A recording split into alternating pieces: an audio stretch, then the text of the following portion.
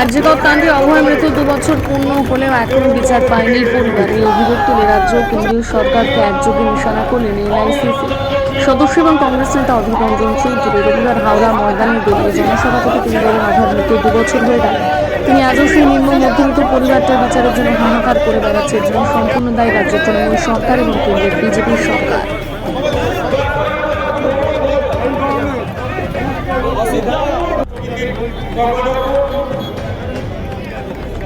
জাতীয় কংগ্রেস বন্দে মাতরম, জোরে বলুন বন্দে মাতরম। একেবারে ছাত্রদের বন্দে মাতরম, বন্দে মাতরম, জাতীয় মাতরম, বন্দে মাতরম, বন্দে মাতরম, বন্দে কয়েক লাখ টাকা দিতে গেছিলেন তাদেরকে, তারা ঘৃণা বলে প্রত্যাখ্যান করেছিল। মমতা ব্যানার্জি সেই দান ভরসা রেখেছিল বিজেপির উপরে।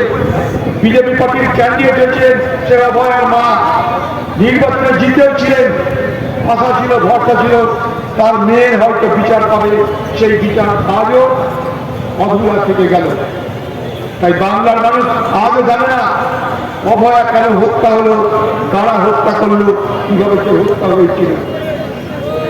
এই এলাকার মানুষ আজকে আপনারা দেখেন আমাদের মঞ্চে আমাদেরই একটা ঘরের মেয়ে আমাকে একটা সংবিধান উপহার দিল। এটা আমার কাছে অত্যন্ত বড় পাওনার দিন। আমি জানতাম না এই সভা করতে যে কেউ আমাকে সংবিধান উপহার দেবে।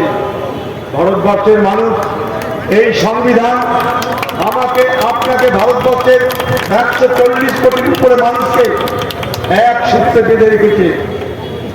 নতুন যদি পার্লামেন্ট ভবন হয়, নতুন পার্লামেন্ট ভবনে প্রবেশ করার পর একটা ছোট্ট আলোচনা হয়েছিল পার্লামেন্টের মধ্যেই।